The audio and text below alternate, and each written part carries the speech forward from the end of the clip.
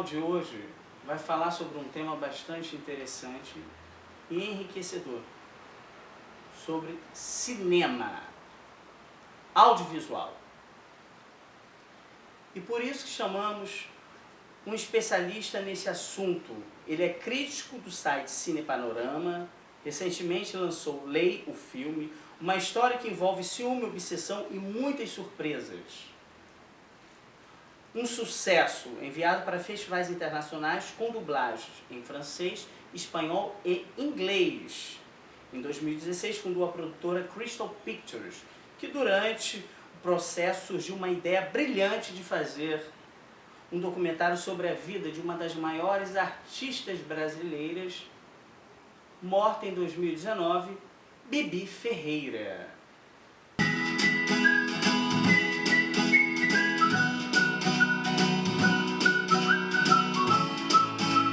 Por isso que estou aqui com o Diego Kozak. É um prazer ter você por aqui. Obrigado. Antes de falarmos de cinema, eu quero saber sobre sua carreira de modelo. Você começou em torno de 15, 16 anos de idade, não foi? Me fala um pouco sobre isso.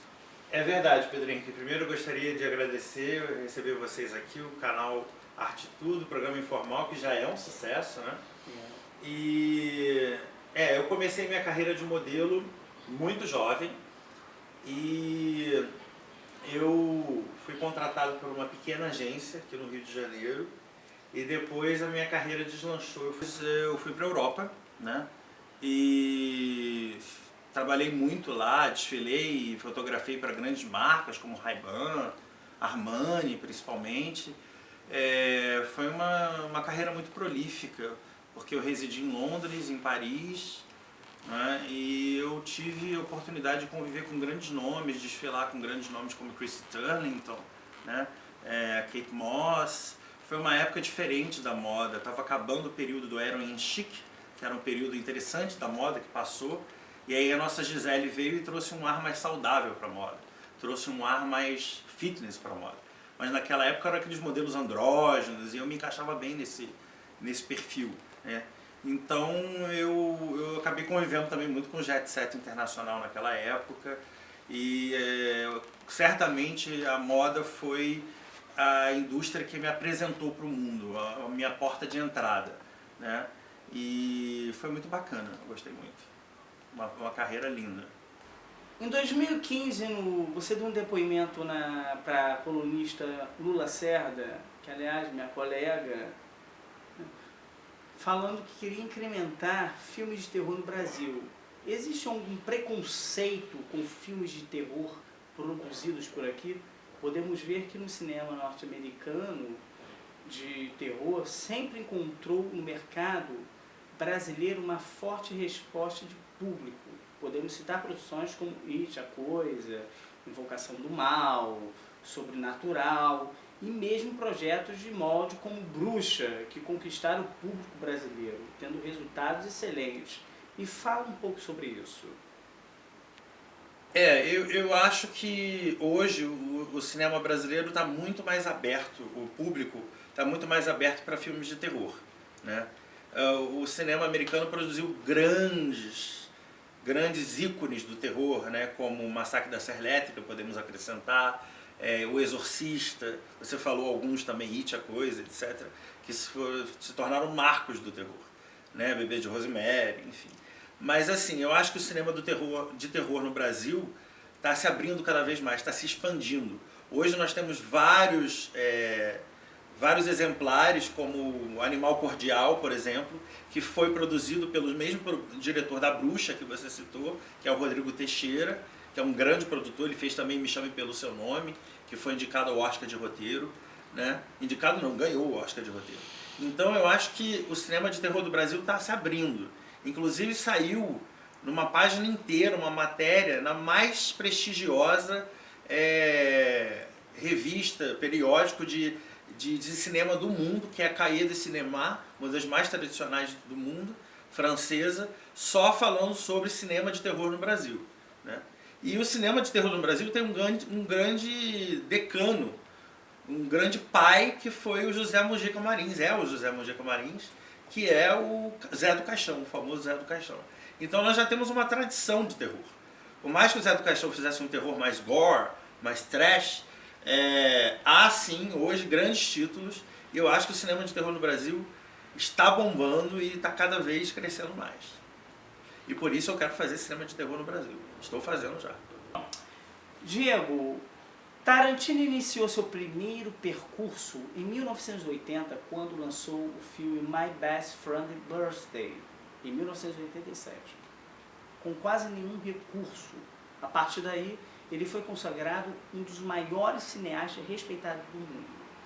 Recentemente você foi considerado pela crítica durante uma apresentação do Leia o Filme como o futuro Tarantino brasileiro. O que você achou disso? Então, ser comparado com o Tarantino é sempre maravilhoso, né? Porque é um dos grandes diretores contemporâneos que nós temos.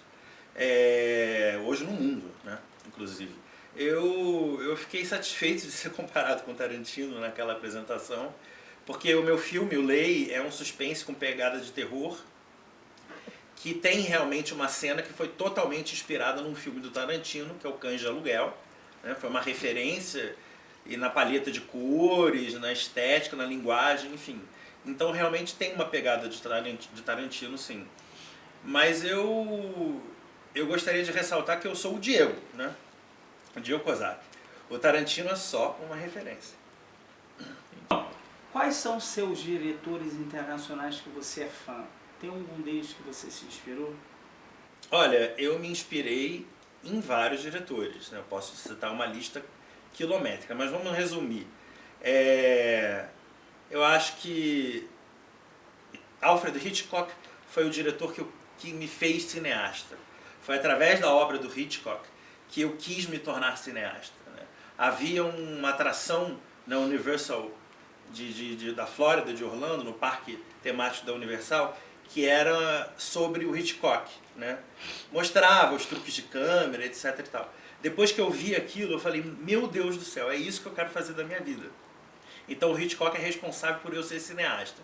Aí, a partir daí, enquanto os meus amigos tinham posters do Rolling Stones, do Michael Jackson, da Madonna, no quarto, eu tinha pôster do Hitchcock, entendeu? Então foi uma influência muito grande. Agora eu acho que também Murnau, né, que foi um dos maiores diretores aí do expressionismo alemão, fez filmes como Nosferatu, etc., Aurora, que são filmes belíssimos. Eu citaria também Visconti, Luchino Visconti, que é, para mim, o maior diretor do neorrealismo italiano, do cinema italiano. Fez filmes lindos como Gato Pardo, Il Gattopardo, que em português se chama Leopardo, que conta a decadência da aristocracia italiana na época do Risorgimento, né? Contando a história que foi inspirada no Príncipe de Lampedusa, né? É muito lindo esse filme, para mim é o meu filme preferido. E também ele fez também grandes obras, como obras-primas, como Morte em Veneza, inspirado no romance do Thomas Mann, né? E, claro, eu não poderia deixar de admirar Steven Spielberg, porque afinal é o homem mais poderoso de Hollywood, acredito eu. É uma referência para todos os cineastas. Ele que trouxe a ideia do blockbuster de verão, que são filmes feitos no verão para a garotada, para o grande público comprar e ver o filme, né? E ele começou os blockbusters de verão com Tubarão. Então ele é o pai dos blockbusters de verão. E ele é um cineasta de mão cheia, porque ele consegue unir tanto o cinema mais de arte, quanto o cinema totalmente comercial. Então ele fez filmes como Jurassic Park, né, totalmente comercial, e ele fez filmes como A Lista de Schindler, Cor Púrpura, que são filmes puxados mais para o filme mais de arte. Então eu acho ele absolutamente genial. Ele é o nosso grande gênio da indústria cinematográfica de Hollywood, é o Spielberg. Então essas são as minhas maiores referências. E não posso deixar de falar, esqueci de falar, mas eu vou falar, Jorge Romero. Jorge Romero é um cineasta maravilhoso. A grande obra-prima dele é A Noite dos Mortos-Vivos.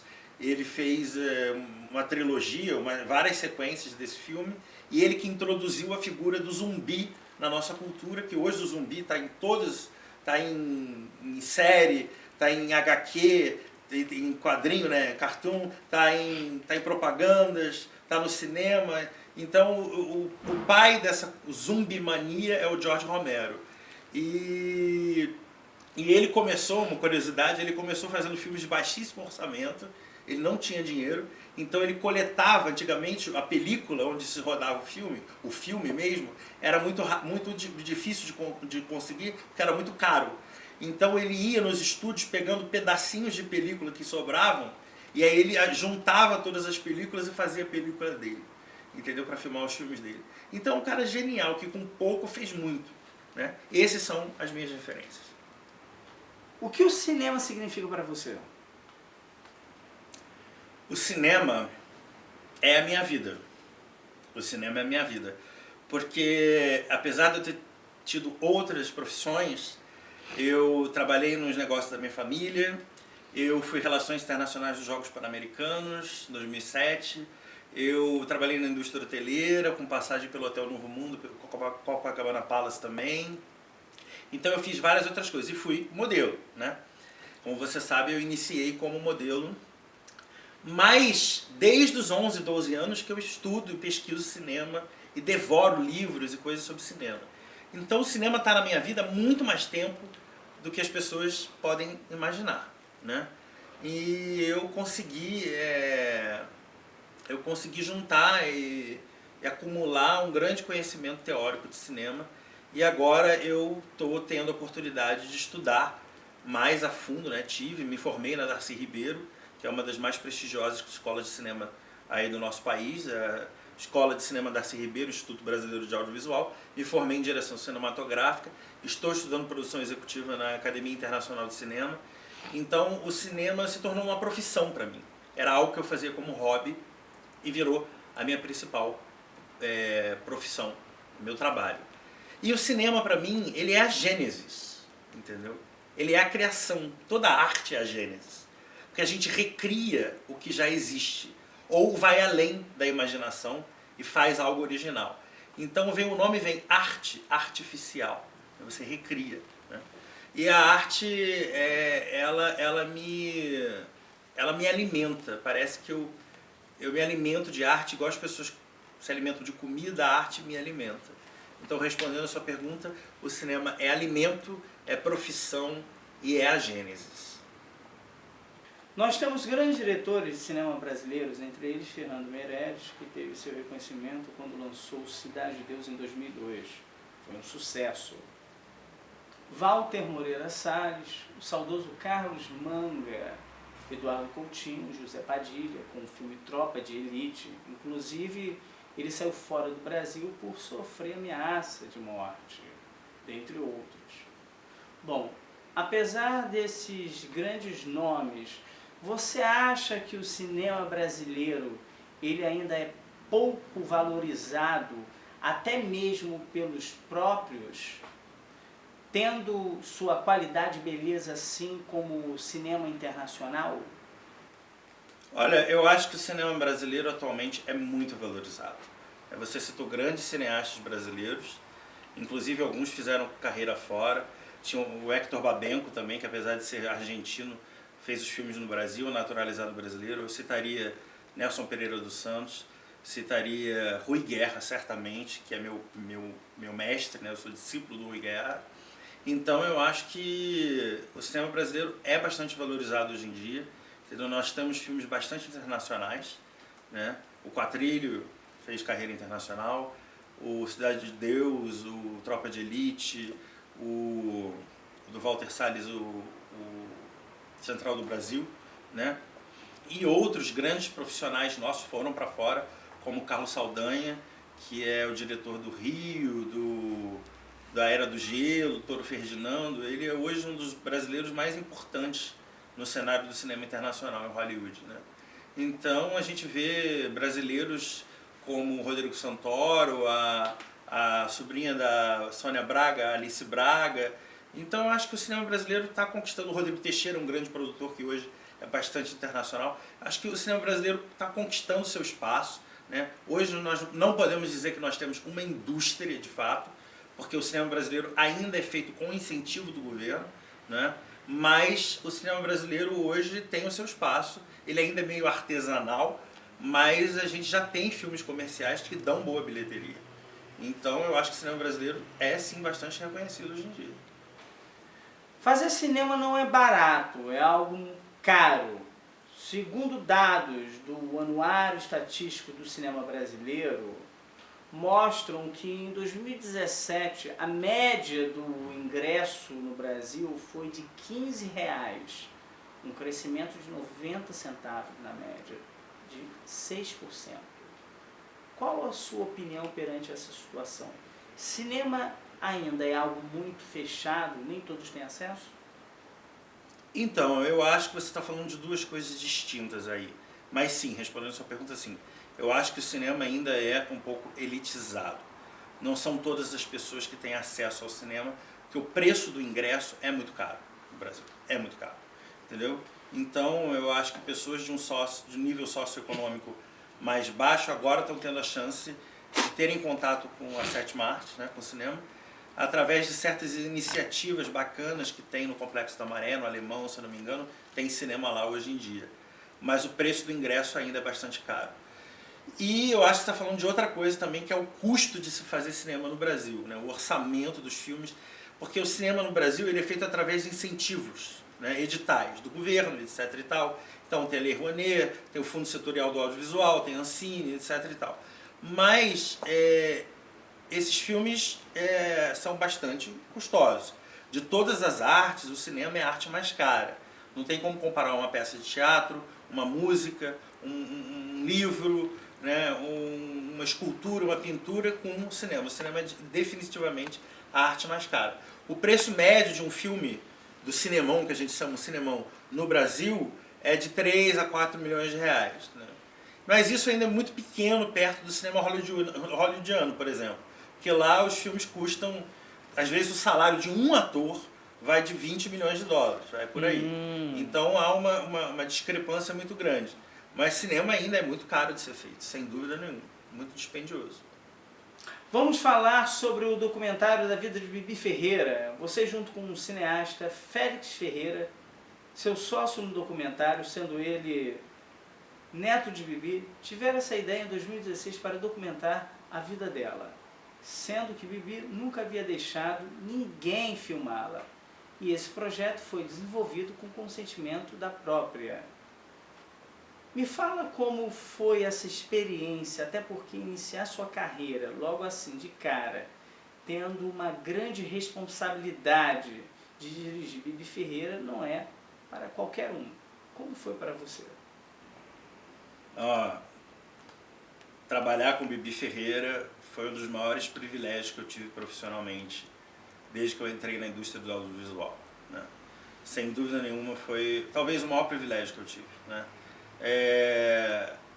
Essa ideia surgiu entre uma conversa entre eu e o neto da Bibi, o Félix Ferreira, que é meu sócio no filme, um querido, e nós tivemos essa ideia de fazer um filme sobre a vida da avó dele, né?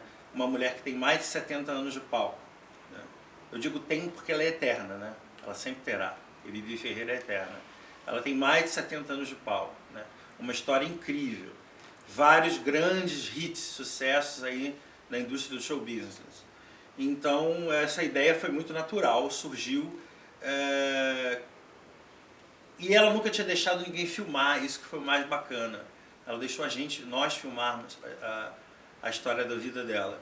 E nós temos todos os direitos e tal, o Abigail, que é o filme, que é o nome de batismo da Bibi, Abigail, já está todo filmado e agora falta montar, e a gente está no processo de pós-produção, que é a finalização desse projeto tão bonito, e eu acho que vai bombar, porque a Bibi merece algo à altura dela.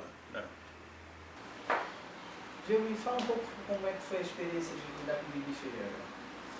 A Bibi Ferreira foi um doce de pessoa, tinha personalidade forte apesar disso, mas foi uma experiência riquíssima, porque eu aprendi muito, melhor do que qualquer escola, foi conviver com Bibi. Né? Foi maravilhoso.